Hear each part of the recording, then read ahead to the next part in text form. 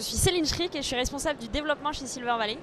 Je m'occupe de la structuration de notre offre de services, du recrutement des membres et de l'animation un petit peu du réseau. Qu'est-ce que c'est que Silver Valley? C'est une association qui rassemble les acteurs du marché de la Silver Economy en Ile-de-France.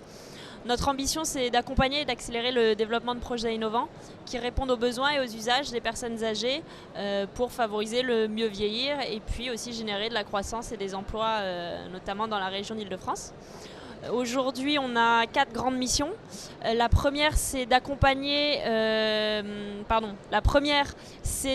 développer et d'animer notre écosystème. Seconde mission, c'est de sensibiliser les acteurs publics, privés et académiques aux enjeux du vieillissement et aux opportunités que ça représente. Troisième mission, c'est d'accompagner nos membres dans leurs projets d'innovation. Et enfin, dernière mission, c'est développer l'attractivité territoriale de l'Île-de-France. Et puis aussi, évidemment, accompagner nos membres dans le développement de leur activité au niveau national et international.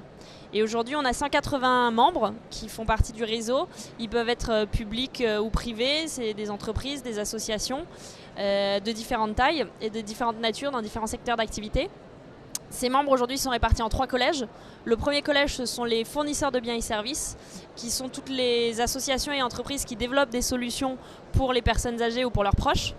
Là, il y a à peu près la moitié de nos membres, il y a beaucoup de start-up et de petites entreprises, quelques PME et quelques grands comptes comme la SNCF, la Poste, Orange et d'autres. Ensuite, deuxième collège, ce sont les partenaires de l'innovation qui vont pouvoir accompagner ces entreprises dans leur développement. Dans les partenaires de l'innovation, on retrouve des écoles de commerce, d'ingénieurs, de design, des pôles de compétitivité, des centres de recherche, des acteurs du développement économique et de l'innovation. Il y a des financeurs, que ce soit financement en capital ou financement via des prêts d'honneur. Et puis, il y a tout un réseau de prestataires de services qui ont des compétences dans des domaines d'activité très précis. Ça peut être l'expérimentation, le marketing, la commercialisation, la propriété intellectuelle, etc. Et enfin, dernier collège, ce sont les représentants des utilisateurs qui, eux, sont en lien direct avec les personnes âgées.